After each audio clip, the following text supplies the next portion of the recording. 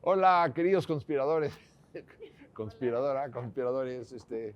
Bueno, ¿qué les parece que abordemos hoy un tema muy importante en la historia, en la política, en la educación, en la cultura, en la evolución de nuestro país, como es el 8M, el Día Internacional de la Mujer?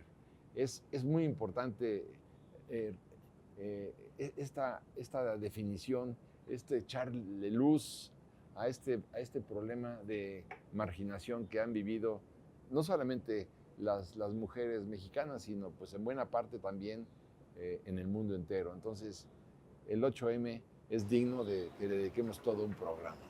El 8 de marzo, Día de la Mujer, en realidad es recordar, conmemorar todo aquello que está pendiente para millones de mujeres que a lo largo de la historia sí, pero actualmente también no se tiene ni por mucho, está muy lejano acceder a todo lo que tendrían derecho las mujeres en un 2022. Y entonces a mí me parece importante, no nada más que sea un día, sino todos los días visibilizar esos problemas que de verdad son llagas súper abiertas, no nada más en México, sino en todo el mundo. Y en México tenemos gravísimos problemas heteropatriarcales, mansplaining, todo aquello que tiene que ver con acoso, violencia, muerte. Por fin se han reclasificado en los juzgados los delitos de feminicidio, pero falta muchísimo por hacer.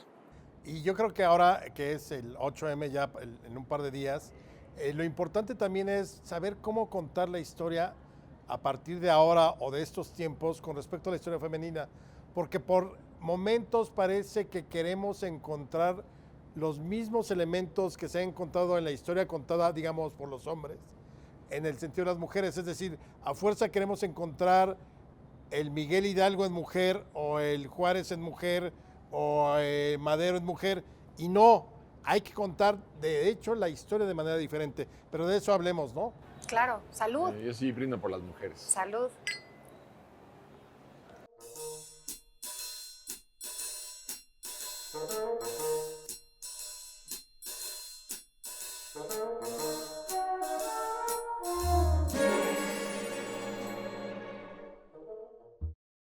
Bueno, Chave, ya que vamos a hablar de las mujeres, te cedemos los bártulos, ¿les parece?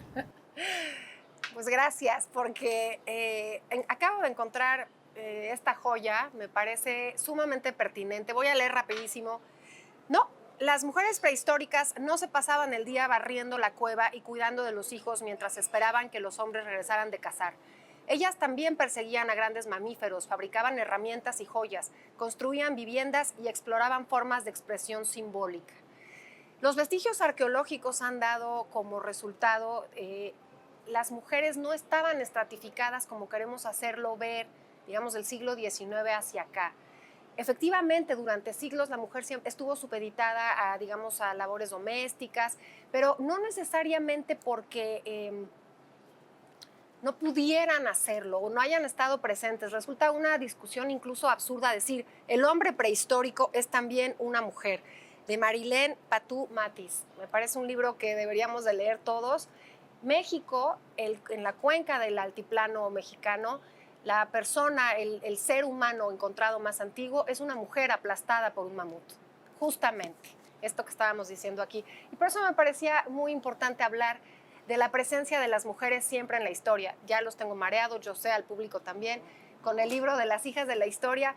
Siempre hemos estado presentes las mujeres, nada más que no ha sido contada la historia por parte ni de las mujeres ni de los hombres. Se ha pasado por alto esa actividad. Y hoy me parece más pertinente que nunca señalarlo. Lo que pasa es que, como tú dices, esta mujer que pereció aplastada por un mamut, luego perecieron aplastadas por los hombres, ¿no?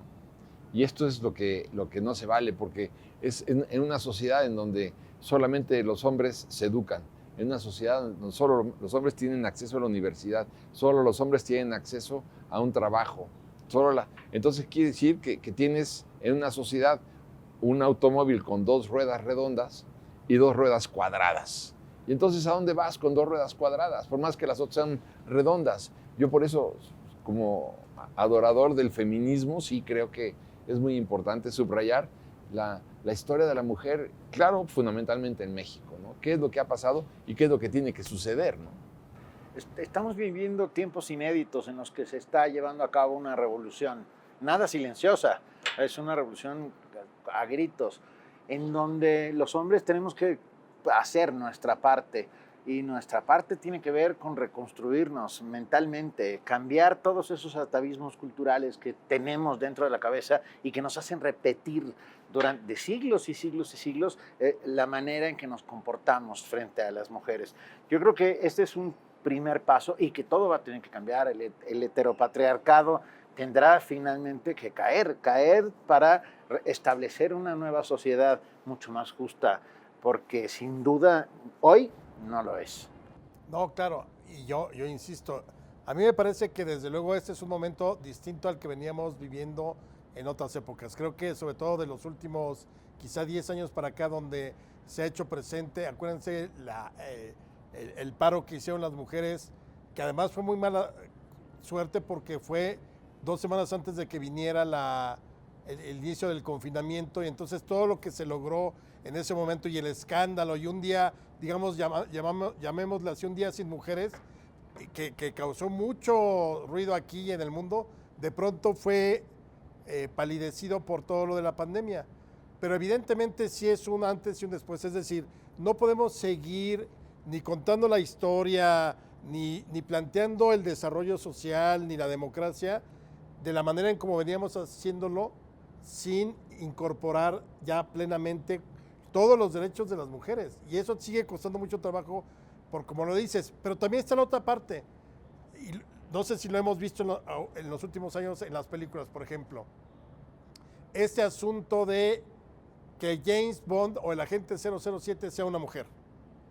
Que haga la película de los cazafantasmas con mujeres.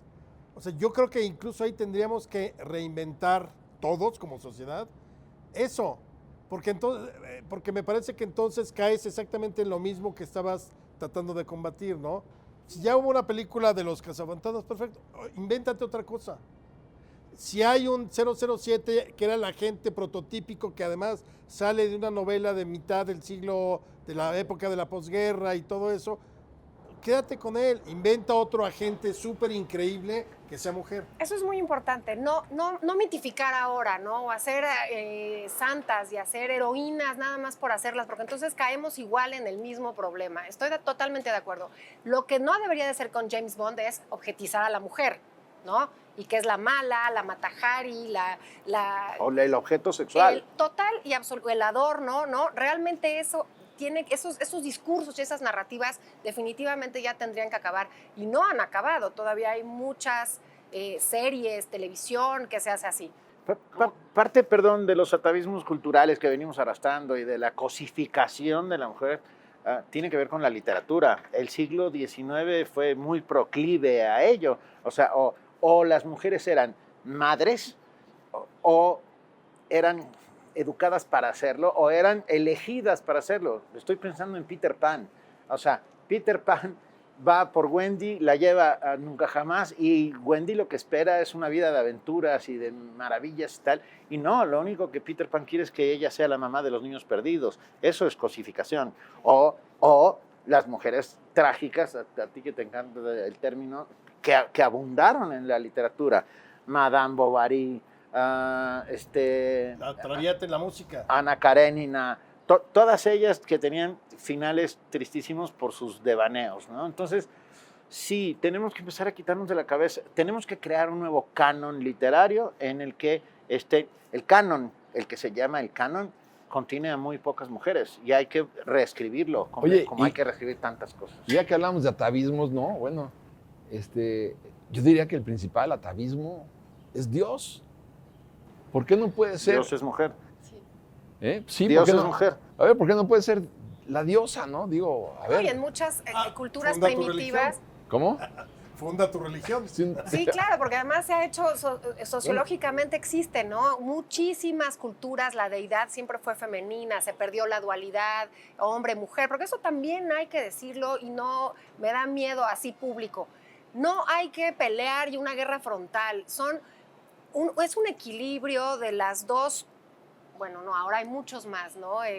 Las binarios y los que se dicen. Yo creo que aquí la clave es el tener opción el que no te pongan encima lo que piensa el otro, y una palabra que la hemos usado demasiado y no se pone en práctica: equidad. Pero la equidad es lo que no hay ni en los sueldos, no hay equidad en las oportunidades de trabajo.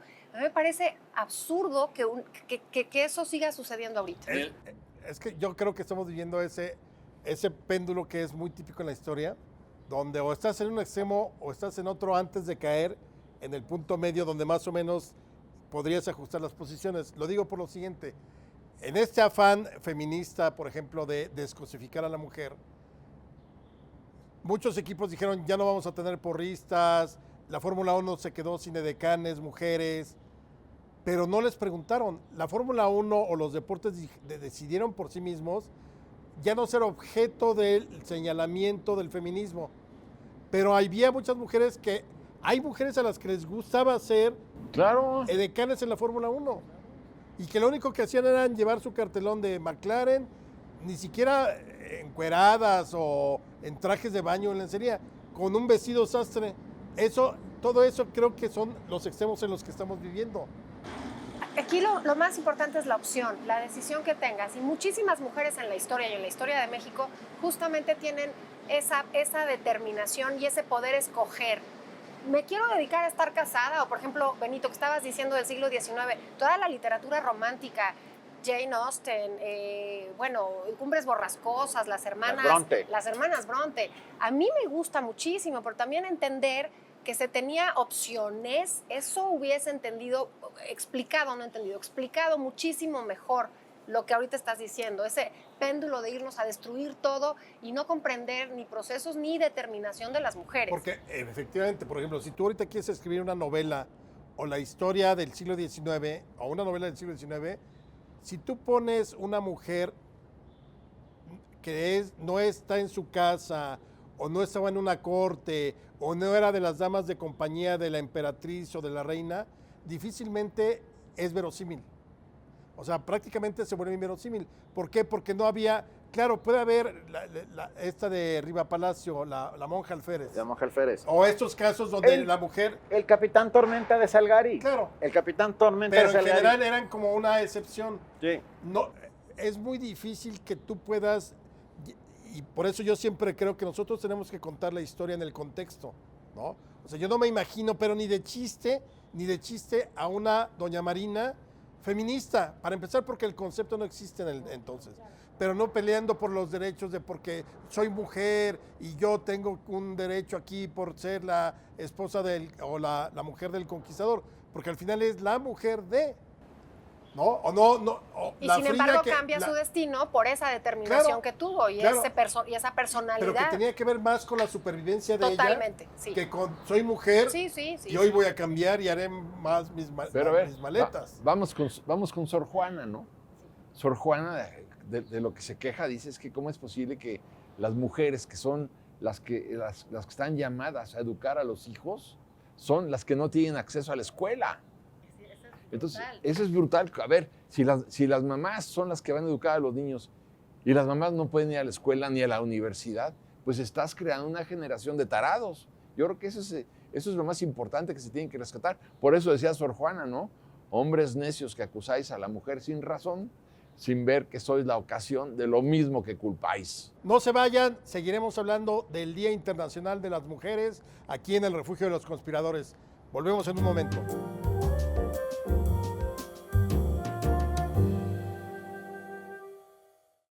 Tenemos un hashtag, se debe celebrar. Hay que recordar que el 8 de marzo es una fecha significativa porque el 8 de marzo de 1857 salieron los trabajadores textiles a la ciudad de Nueva York con flores en las manos a protestar por las jornadas infrahumanas de 20 horas, por el trabajo infantil. Y bueno, es el principio de un movimiento que hoy se ha convertido en algo mucho más importante y grande y las voces se están escuchando cada vez más poderosamente. Claro, y se han hecho muchos avances, porque ese siglo XIX que empezaba con el sufragismo, muchas mujeres mueren, muchas mujeres empeñan la vida en lograr esa equidad, esa igualdad.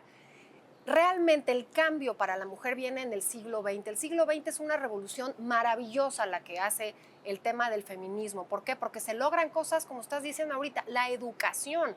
se logra que una mujer pueda ir a la universidad. No puedes creer que Sor Juana, con ese edificio literario, con ese intelecto monstruoso, no haya podido asistir a una universidad. O no puedes creer que una Antonieta Rivas Mercado, por un divorcio, de un mal amor, haya perdido el hijo, la vida, la fortuna y todo.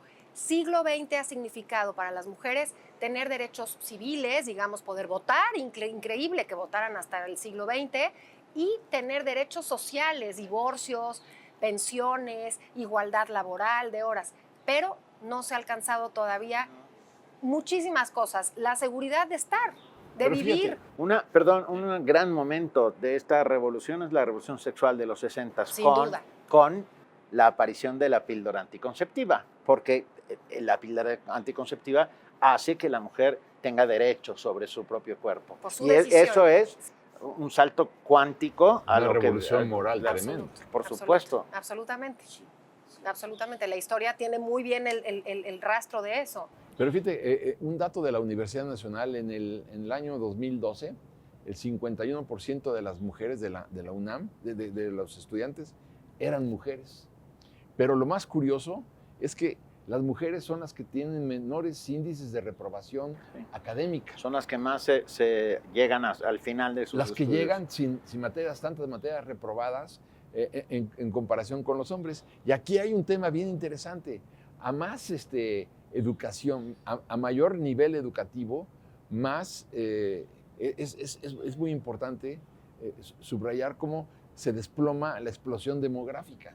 Mientras las mujeres estudian, se capacitan, tienen licenciaturas y tienen doctorados, tú ves cómo se desploma el crecimiento demográfico, que estábamos en el 3 punto y pico y llegamos a tener el 1.8. ¿Por qué? Porque las mujeres ya no son objeto, ya no se someten, entonces viene una revolución económica en todo eso también. Y a pesar de eso siguen siendo asesinadas, Sí. acosadas, Pero- violencias laborales, domésticas. Pero fíjate, Benito, que lo que está diciendo a mí me llamó la atención y caí en esta conclusión que quiero compartir con ustedes.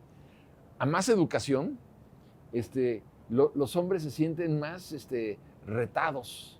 Es decir, ¿cómo es posible que me contradigas? Tú tienes que estar, como decían en la Revolución, en un rincón, como las escopetas, en un rincón y cargadas. ¿Cómo te atreves a contradecirme? El origen, en buena parte de la violencia, no sé si estén de acuerdo, viene por la superación académica, intelectual y educativa de las A mujeres. mí me parece fantástico porque estás rompiendo con una aparente ley natural de la sumisión de las mujeres Claro, eternamente. claro. Y no, justamente los siglos de historia han demostrado que no. Además, también hipócritamente, periodos históricos donde esa sumisión en las guerras, ahí no. Las mujeres con carne, con sangre, con sus hijos, con sus propias vidas, entrándole a las guerras de una manera equitativa, ¿no? Y sin embargo, en los periodos de paz, regrésate a la exclusión, regrésate a las vejaciones, regrésate a la discriminación. Entonces, me parece que efectivamente educar a las niñas, educar a los niños, eso es clave, educar a esos hombres para que no crezcan reproduciendo esas estructuras heteropatriarcales que decías Mira, tú. yo les quiero compartir La Voz de Nuevo León en 1900, que es la época de la modernización. Finalmente seguían siendo muy conservadores y sobre todo el asunto de una mujer que en cosas tan simples como andar en bicicleta, por ejemplo, o utilizar la carriola, que empezó a utilizarse, eran consideradas cosas como de marimacho. Entonces, un editorialista de La Voz de Nuevo León dice, el marimachismo es la última carcajada de Mefistófeles de este fin de siglo contra la pobre Margarita de estos últimos tiempos. Se ha planteado a gran escala en el traje, en el sport, en el arte, en todo. ¿Con qué gesto tan despreciativo miran a las que todavía se visten de mujer? Dice Y luego dice, si la mujer de fin de siglo reclamara para sí más protección, más consideración, más educación intelectual y moral, harían muy bien. Pero el caso es que reclama su completa igualdad con el hombre y su absoluta emancipación, y eso ya es otro cantar. Y no lo firma, ¿verdad? No, Porque es su nombre, claro. Pero fíjate, por ejemplo, Tiempos oscuros y violentos en los que estamos viviendo. El COVID, por ejemplo, el COVID ha provocado que la violencia contra la mujer crezca, porque los abusadores están encerrados dentro de la casa con las abusadas. Tenemos que cambiar todo. También está cambiando el lenguaje contra los dinosaurios de la Real Academia Española, ¿no? Que se rehúsan a cualquier cosa que les mueva sus estructuras mentales heteropatriarcales y salvajes. Y que sería muchísimo más efectivo que no nada más quedara en papel. Me parece muy inclusivo, yo estoy de acuerdo. Me gustaría mucho más que políticamente sucedieran las cosas y que en realidad eso que empezaron a abrir las mujeres y que se empezó a aflojar a principios del 20, que fue la representación política, realmente se lograra. Si tú tienes mujeres golpeadas en la pandemia, es por el miedo que a lo mejor salir al mundo no les va a alcanzar económicamente. No hay equidad. A mí me parece que eso es fundamental.